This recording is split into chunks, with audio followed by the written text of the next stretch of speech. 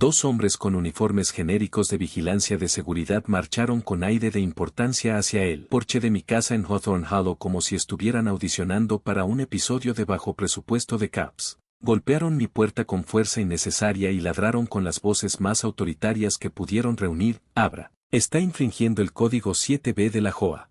Dejé mi café matutino. Me ajusté la placa que por casualidad todavía llevaba puesta de mi turno la noche anterior, y abrí la puerta lentamente. La expresión en sus rostros cuando me vieron de pie allí con el uniforme completo, la placa brillando bajo el sol de la mañana, fue absolutamente inolvidable. ¡Qué curioso!, dije con un tono calmado mientras tomaba otro sorbo de mi taza. No recuerdo haber emitido ese código. Y yo soy el sheriff.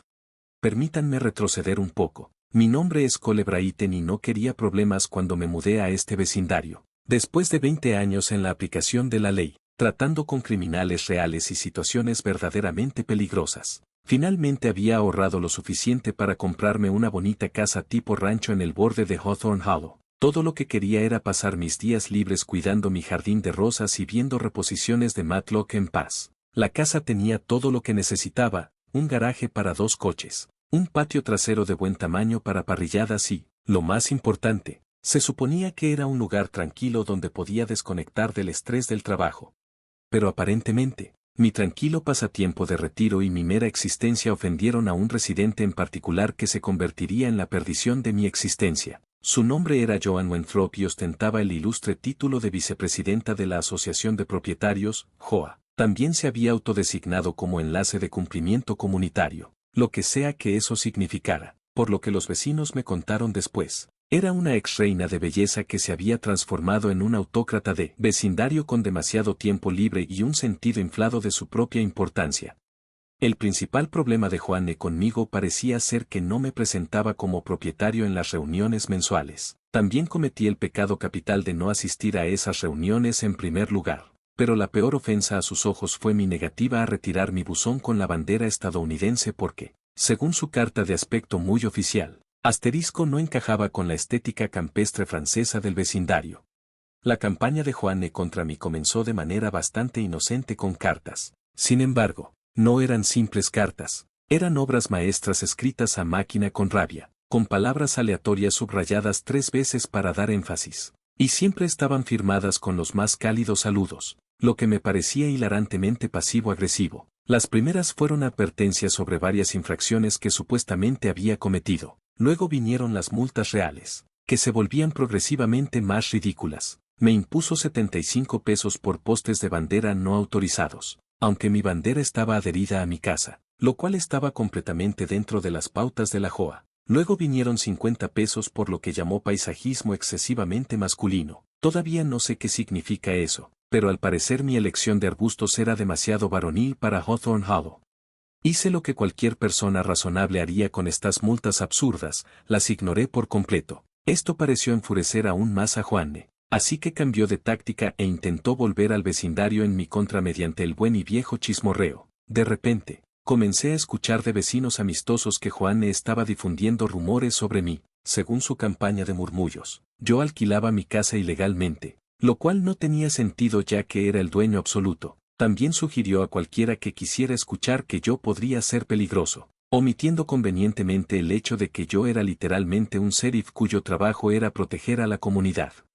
Cuando ninguna de sus tácticas mezquinas logró molestarme o forzarme a irme, Joanne aparentemente decidió entrar en modo de espionaje suburbano total. Encontró en Internet una compañía sospechosa que afirmaba proveer oficiales de aplicación privada. Ahora, uso el término oficiales muy a la ligera aquí, porque lo que realmente contrató fueron 2 tipos que probablemente no podrían pasar una verificación de antecedentes para trabajar en un centro comercial. Su misión, por lo que pude deducir de su torpe intento, era intimidarme para que voluntariamente abandonara mi propia casa. Todo el asunto habría sido risible si no fuera tan increíblemente ilegal.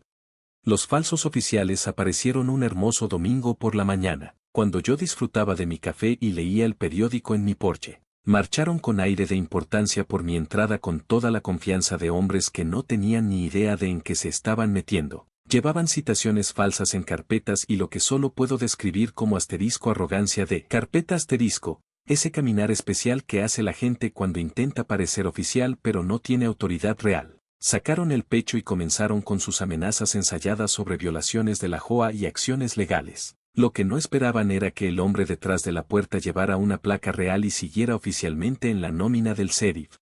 En cuestión de segundos de darme cuenta de lo que estaba sucediendo, tenía mi radio en la mano y estaba llamando a la comisaría. Mantuve la voz perfectamente calmada mientras explicaba la situación a la despachadora, todo mientras mantenía contacto visual con estos dos aspirantes a policías, cuya confianza se desinflaba más rápido que un globo pinchado. Agentes de verdad llegaron a mi casa antes de que estos falsos policías pudieran siquiera terminar de balbucear sus mal ensayadas amenazas. La escena que siguió parecía sacada de una película de comedia. Uno de ellos incluso intentó huir, lo que fue hilarante porque, ¿a dónde exactamente iba a ir con 3 coches patrulla bloqueando la calle? El otro, y no lo invento, en realidad se orinó un poco cuando los policías de verdad comenzaron a leerle sus derechos. Ahora, Juanne, siendo la mente criminal que creía ser, había intentado contratarlos de forma anónima. Probablemente pensó que era muy astuta usando un nombre falso y todo, pero esto es lo que pasa al contratar gente de compañías sospechosas de Internet, tienden a guardar registros de pago, y el nombre de Juanne apareció claro como el día en su aplicación de pago. No solo eso, sino que fue lo suficientemente tonta como para incluir instrucciones detalladas sobre lo que quería que dijeran y hicieran, creando un hermoso rastro de papel de evidencia para la acusación. El arresto ocurrió durante lo que debería haber sido una mañana de martes rutinaria en el club de la JOA. Juanne estaba allí para la inscripción de aeróbicos acuáticos, rodeada de su habitual grupo de seguidoras que pendían de cada palabra suya sobre alturas adecuadas de setos y colores de pintura aprobados. La expresión en su rostro cuando entraron agentes uniformados llamándola por su nombre fue algo que desearía tener en video. Intentó mantener la compostura al principio, poniendo esa sonrisa falsa de concurso de belleza y preguntando si había algún error, pero mientras le leían los cargos, que incluían suplantación de identidad criminal, acoso y solicitud de contratistas de seguridad sin licencia, su rostro pasó por una transformación notable, de segura a confundida y finalmente completamente avergonzada. Toda la clase de aeróbicos acuáticos observó en silencio atónito mientras Juanne era escoltada esposada, todavía con su ropa de ejercicio de diseñador y su maquillaje perfectamente aplicado. Alguien me contó después que ella seguía insistiendo en que había un malentendido y exigiendo hablar con su supervisor, aparentemente sin comprender que la arrestaban por delitos reales, no por violaciones de la JOA. La ironía de que la sacaran del mismo club donde había conspirado contra tantos propietarios no pasó desapercibida para nadie presente.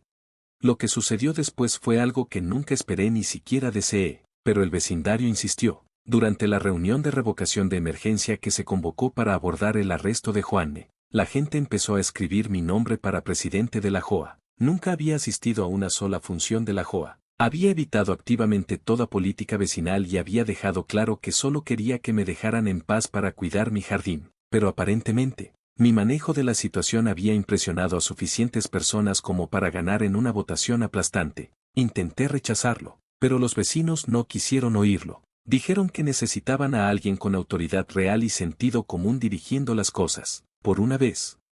La caída de Juanne se completó cuando su foto de prisión apareció en las noticias locales. Se emitió durante el noticiero de las 6, justo entre un reportaje de investigación sobre baches en la calle principal y una nota ligera sobre mapaches invadiendo el estacionamiento de Costco. El titular decía, vicepresidenta de JOA local arrestada por suplantar a la policía, y usaron el ángulo más desfavorable posible de su foto de registro. Su reputación cuidadosamente mantenida como la abeja reina de Hawthorne Hollow fue destruida en un solo ciclo de noticias.